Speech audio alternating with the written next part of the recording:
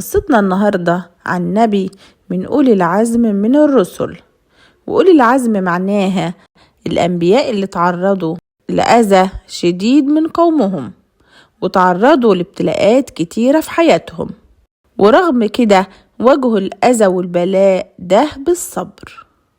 وأولي العزم من الرسل هم أفضل الأنبياء والمرسلين، وهم 5: نوح وإبراهيم وموسى وعيسى ومحمد صلى الله عليهم أجمعين. وإحنا اتكلمنا عن نوح وإبراهيم عليهما السلام، والنهاردة هنتكلم عن موسى عليه السلام. اسمه موسى ابن عمران من ذرية يعقوب عليه السلام. هو أكتر نبي مذكور في القرآن لأن قصته مع بني إسرائيل مليانة عبر، ولأن أحداث أمته متشابهة كتير مع أحداث أمة محمد صلى الله عليه وسلم. وموسى عليه السلام ليه علينا فضل كبير جدا إحنا المسلمين، لأن في رحلة المعراج لما ربنا فرض على رسول الله صلى الله عليه وسلم الصلاة وكانت 50، قابل رسول الله موسى في السماء السادسة وسألوا موسى عن اللي ربنا فرضوا عليه، فقال رسول الله إن ربنا فرض عليه 50 صلاة. فموسى عليه السلام قال لي أمتك مش هتستحمل، فاطلب من ربك التخفيف. فالنبي صلى الله عليه وسلم استغرب وبص لجبريل باستغراب وقال: هو أنا ينفع أرجع لربنا وأسأله التخفيف؟ فجبريل عليه السلام قال له نعم. ففعلا بسبب كلام موسى عليه السلام استمر رسول الله صلى الله عليه وسلم يسأل ربنا التخفيف لحد ما وصلت ل5 صلوات بدل 50. طبعا كله بتقدير من ربنا ومكتوب في اللوح المحفوظ، لكن موسى عليه السلام كان سبب بس، وربنا هو اللي جعله سبب في ده. نرجع بقى بالزمن شوية كده. اتكلمنا قبل كده عن قصة يوسف عليه السلام، وإنه قال لإخواته إنهم يجيبوله كل أهلهم من البادية في فلسطين علشان يسكنوا مصر.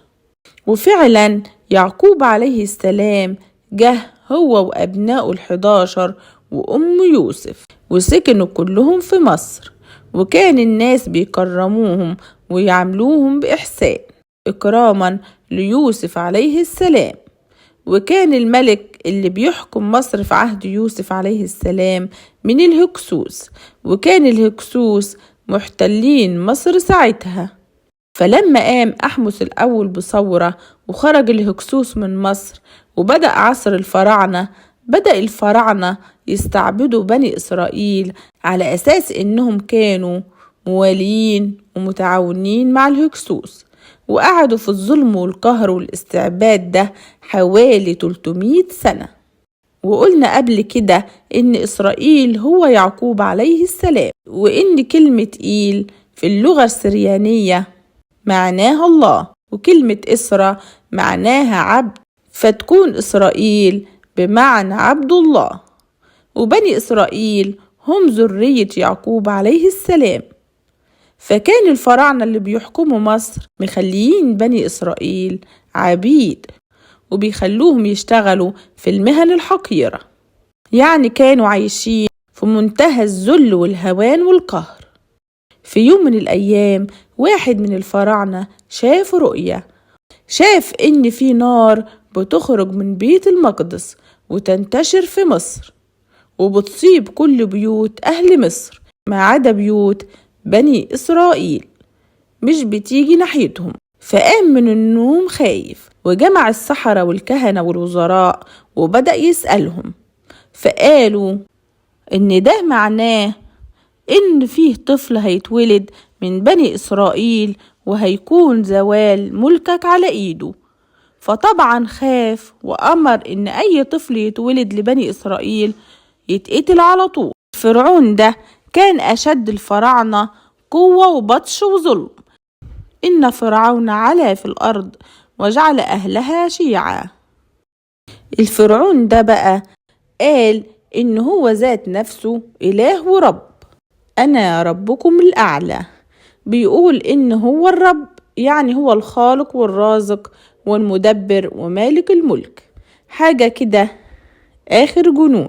بدأ جنود فرعون يمشوا في الشوارع، وأول ما يلاقوا طفل ذكر مولود ياخدوه ويذبحوه أو يقتلوه ويدوروا على غيره. كانوا بياخدوا الطفل الرضيع ويذبحوه قصاد أمه وأبوه وأهله ويسيبوه ويمشوا، وأهله مش قادرين يعملوا أي حاجة. ده كان بلاء واقع على بني إسرائيل، ذبح وقتل في الأطفال.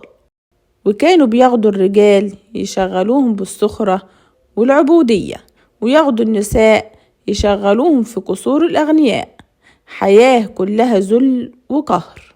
قال تعالى: يستضعف طائفة منهم يذبح أبنائهم ويستحيي نساءهم إنه كان من المفسدين.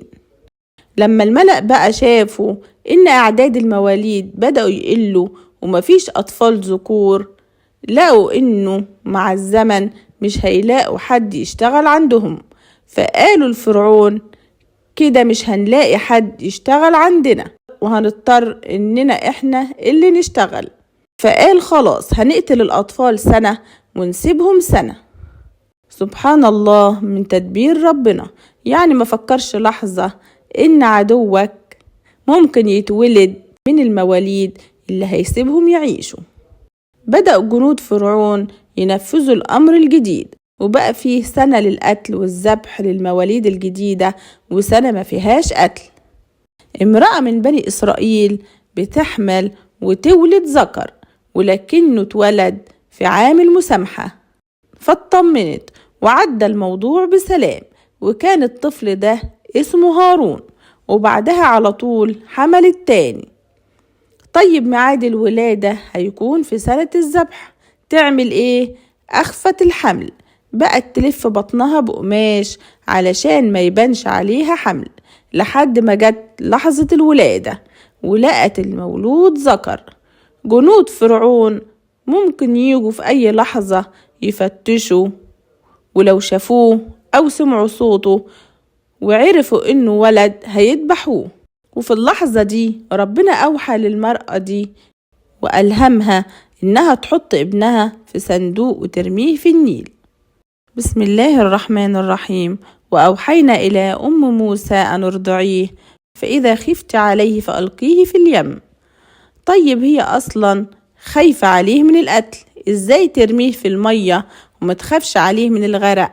أخدت الأم الرضيع ورضعته عشان ينام شبعان وما يصوتش ويلم عليه الناس، وحطته في سرير خشبي، تابوت يعني، وحطت التابوت في النيل. جم الجنود وفتشوا ملقوش أطفال حديثي الولادة، سابوهم وراحوا يدوروا في بيت تاني. في الوقت ده كان التابوت بيتحرك في المية لحد ما وصل عند قصر فرعون.